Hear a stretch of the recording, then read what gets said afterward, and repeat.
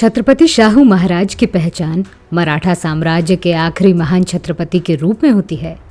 उन्होंने अपने सरदारों की मदद से लगभग पूरे हिंदुस्तान को मलेच्छों से आज़ाद करवाया था, पर उनकी कहानी में शौर्य के साथ कुछ विवादित बातें भी देखने को मिलती हैं। उन बातों को हम आने वाली वीडियो में बताते रहेंगे। शाहू महाराज को लेकर सबसे बड़ा सवाल ये उठता है कि जब वे मुगलों की पकड़ से आज़ाद हुए तब माँ येसुबाई को अपने साथ क्यों नहीं लिया होगा। आखिर कब और कैसे येसुबाई को आज़ाद करवाया होगा।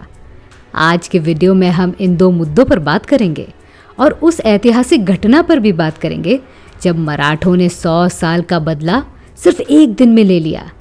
नमस्कार दोस्तों, मैं हूं आपकी अनामिका और स्वागत है आपका अपने चैनल में जिसे कहते हैं Maratha empire the History TV, जहां मराठा साम्राज्य और महाराष्ट्र से जुड़ी बातों का जिक्र होता है। सबसे पहला सवाल शाहू महाराज की रिहाई से जुड़ा हुआ है। उनकी रिहाई हुई थी या भाग कर आए थे, इस पर आज भी इतिहासकार एकमत नहीं है।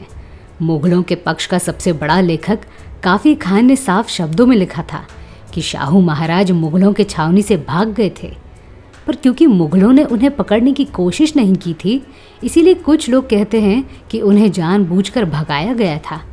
छत्रपति शिवाजी महाराज का आगरा से निकलना और शाहू महाराज का मुगलों के चंगुल से निकलना, इन दोनों बातों में बड़ा रहस्य छुपा है जिसका जवाब किसी के पास नहीं है। अब बात करते हैं कि महारानी येसुबाई को शाहू महाराज ने कैसे आज़ाद कराया। इस कहानी की शुरुआत बालाजी विश्वनाथ के साथ होती है। जी हाँ, मराठा साम्राज्य का सबसे होनहार पेशवा। इनकी बदौलत छत्रपति शाहू महाराज की गद्दी मजबूत हुई। असल में शाहू महाराज राजनीति के बड़े खिलाड़ी थे। छत्रपति शिवाजी महाराज की तरह वे भी लोगों को जोड़ कर रखते थे। इसीलिए साल 1714 में उन्होंने पराक्रमी बालाजी विश्वनाथ को पेशवा पद दिया था। अपने जीवन काल में उन्होंने मराठा साम्राज्य का विस्तार करने के लिए कड़ा संघर्ष किया। मराठा साम्राज्य का नामो निशान मिट चुका है, इस गलत फहमी में रहकर निज़ाम और मुगलों के कुछ सरदारों ने महाराष्ट्र की पावन भूमि पर मलेच्छों का शासन लागू किया। ऐसे में शाहू महाराज की राजनीति के कारण चारों दिशाओं में मराठों का डंका फिर से बजना शुरू हुआ। छत्रपति संभाजी महाराज की हत्या के बाद कान्होजी आंग्रे ने स्वतंत्र रहकर नौसेना की जवाबदारी उठाई। अगर कोंकण प्रांत को अपने कब्जे में लेना है तो कान्होजी आंग्रे को हराना या फिर उनसे दोस्ती करना जरूरी है, ये बात मुगल जानते थे। कान्होजी आंग्रे ने मुगलों की एक भी बात नहीं सुनी। इसके बाद छत्रपति शाहू महाराज ने भी कान्होजी आंग्रे को अपने पक्ष में लाने की कोशिश की। ऐसे में कान्होजी आंग्रे किसी भी हालत में शाहू महाराज पर यकीन नहीं रखना चाहते थे, क्योंकि उनके लिए ये बात हजम करना मुश्किल थी कि वे छत्रपति शिवाजी महाराज के असली पोते और संभाजी महाराज के बेटे हैं। इस सिलसिले में बड़ा संघर्ष और युद्ध भी हुआ। कान्होजी आंग्रे से लड़ने आने वाले मराठा सरदारों को वे कैद कर लेते थे। इतना ही नहीं, कान्होजी आंग्रे ने सातारा पर आक्रमण भी किया था। इस आक्रमण में उन्होंने मोरोपंत पिंगळे के बेटे बहिरोजी पिंगळे को पकड़ लिया था। इस बात से परेशान होकर शाहू महाराज ने बालाजी विश्वनाथ को 4000 सैनिकों की फौज के साथ विशालगढ़ भेज दिया। बालाजी विश्वनाथ ने बिना खून खराबे से कान्होजी आंग्रे का मन जीत लिया। शायद बालाजी विश्वनाथ ने उन्हें यकीन दिला दिया होगा कि शाहू महाराज उनके आदर्श राजा के बेटे हैं। कोंकण को स्थिर करने के बाद बालाजी विश्वनाथ ने पूर्व दिशा की ओर कूच करते हुए निज़ाम को तलवार के बल पर समझाया कि मराठा साम्राज्य का छत्रपति आज भी साबुत है। संभाजी महाराज और छत्रपति शिवाजी महाराज के दया से निज़ाम सांस ले रहे हैं। ऐसे में बालाजी विश्वनाथ ने उनसे दोबारा कर वसूल करना शुरू किया। उसके बाद उन्होंने उत्तर दिशा में बुरहानपुर तक छत्रपति शाहू महाराज का ध्वजारोहण किया। तो इस तरह बेहद ही कम समय में छत्रपति शिवाजी महाराज का महाराष्ट्र दोबारा अपने पांव पर खड़ा हुआ। शाहू महाराज की असली ताकत राजनीति और उनके जाबाज सरदारों में थी। दक्षिण भारत में उनके इतना बड़ा राजा कोई बचा नहीं था। इस बात का सीधा मतलब ये था कि किसी भी वक्त मराठे दिल्ली में घुस सकते हैं। अब दिल्ली दूर नहीं, ये देखकर भी शाहू महाराज शांति के साथ नियोजन करने लगे। उनके दिमाग में अब भी ये बात थी कि उनकी माँ येसुबाई आज भी मुगल सलाखों के पीछे है। औरंगजेब की मृत्यु के बाद मुगलों ने येसुबाई को महाराष्ट्र से निकालकर दिल्ली भेज दिया। उस वक्त मुगल की गद्दी पर मोहम्मद फारूक सियार बैठा था, वो भी बड़ी परेशानी के साथ, क्योंकि जो हालत मराठों की थी वही मुगलों की भी थी। औरंगजेब की मृत्यु के बाद कोई भी काबिल शहंशाह आया नहीं। योद्धा तो सब थे, पर औरंगजेब की मृत्यु के बाद मुगलों के पक्ष में राजनीति का दामन हमेशा के लिए कमजोर हो गया। अगर देखा जाए तो पूरे भारत में सिर्फ 2 शक्तिशाली योद्धा थे, एक छत्रपति शिवाजी महाराज और औरंगजेब। औरंगजेब के सामने कोई भी ऊंची आवाज में बात करता नहीं था, पर छत्रपति शिवाजी महाराज के लिए औरंगजेब पांव के जूते के समान था। पर इन दोनों की मृत्यु के बाद सब कुछ बदल गया। सौभाग्य से शाहू महाराज राजनीति धुरंधर निकले। उन्होंने कोल्हापुर को छोड़कर सबको एकजुट कर लिया। नागपुर के भोसले को भी उन्होंने संभाल के रखा, पर दिल्ली की गद्दी को शाहू महाराज इतना होशियार इंसान मिला नहीं। फिर से बताना चाहूंगी कि योद्धा सभी लोग थे। औरंगजेब के सभी बेटे वीर योद्धा थे, पर उनमें बुद्धि कम थी। इसका फायदा मुगलों के बाकी मंत्रियों ने उठाया। ऐसे में मोहम्मद फारूक सियार ने अब्दुल्ला खान और सईद हुसैन अली खान के मदद से शहंशाह की गद्दी हड़प ली। पर यहाँ उसने बड़ी गलती कर दी।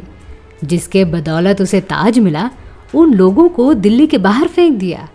इतिहासकार अब्दुल्ला खान और सईद हुसैन अली खान, इन 2 भाइयों को सैयद बंधु कहते हैं। इन सैयद बंधु को मोहम्मद फारूक सियार ने दक्कन का सूबेदार बना दिया। सैयद बंधु को पता चला कि जिस इंसान को उन्होंने शहंशाह बनाने में मदद की थी, उसी शहंशाह ने उन्हें दिल्ली से दूर दक्कन फेंक दिया। अपने शुरुआती समय में सैयद बंधु ने मराठों के साथ कड़ा संघर्ष किया। खूब सारी लड़ाई हुई। साल 1717 के दौरान सैयद बंधु को जिस मर्द मराठा ने युद्ध में हराया, उसका नाम है खंडेराव धाबाड़े। इनके पिता येसाजी धाबाड़े छत्रपति शिवाजी महाराज के अंगरक्षक थे। सैयद बंधु को हराने के बाद शाहू महाराज ने उन्हें सेनापति का पद दिया। दिल्ली तक खबर पहुंची तो बादशाह को बड़ा आनंद हुआ। वो यही चाहता था कि मराठे सैयद हुसैन अली खान को हरा दे। जब सैयद हुसैन अली खान को पता चला कि उसका बादशाह उसी के जान के पीछे पड़ा है, तब उसने मराठों से दोस्ती करने का फैसला लिया। भारत के इतिहास में ये सबसे बड़ी घटना साबित हुई। जब सैयद हुसैन अली खान ने मराठों के साथ संधि कर ली, तब दिल्ली का सत्यानाश होना शुरू हुआ।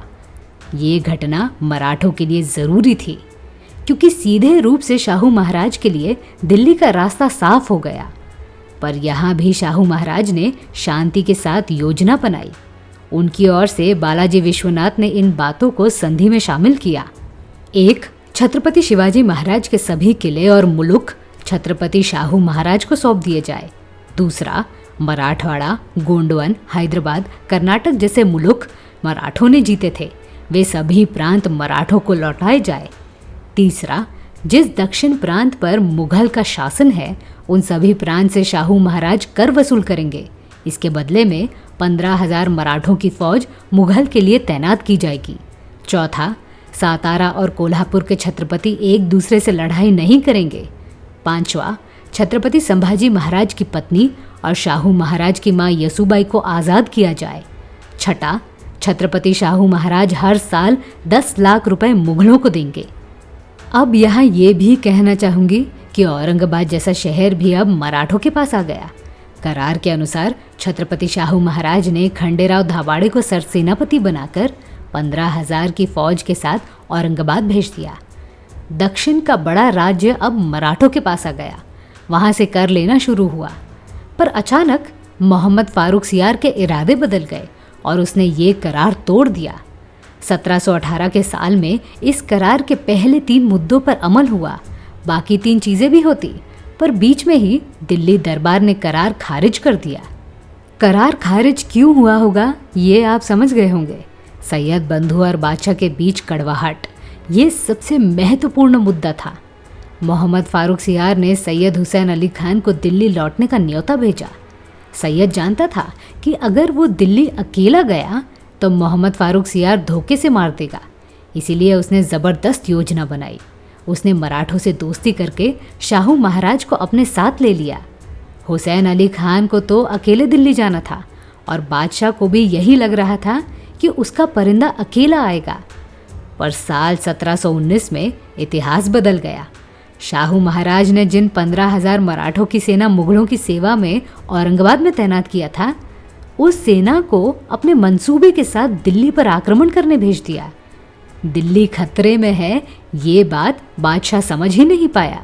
मराठा साम्राज्य का पेशवा बालाजी विश्वनाथ, सरसेनापति खंडेराव धाबाड़े, सरदार उदाजी पवार, संताजी भोसले, राणोजी भोसले, बालाजी महादेव भानु फडनिस और बालाजी विश्वनाथ के बेटे बाजीराव बल्लाल ने 15,000 मराठों के फौज के साथ दिल्ली पर आक्रमण कर दिया। पहली बार मराठों ने दिल्ली में घुसकर मुगलों को तहस महस कर दिया। पिछले 100 साल का बदला एक साथ लिया गया। छत्रपति शिवाजी महाराज का सपना तो साकार हुआ ही, पर आगरा में औरंगजेब ने महाराज के साथ जो बर्ताव किया उसका बदला भी लिया गया। संभाजी महाराज को तड़पा कर मारा गया। उनके बेटे शाहू महाराज और महारानी यसुबाई को 18 साल तक कैदी बना के रखा। इन सभी बातों का हिसाब साल 1719 में लिया गया और मान सम्मान के साथ महारानी येसुबाई को दिल्ली से आज़ाद करवाया गया।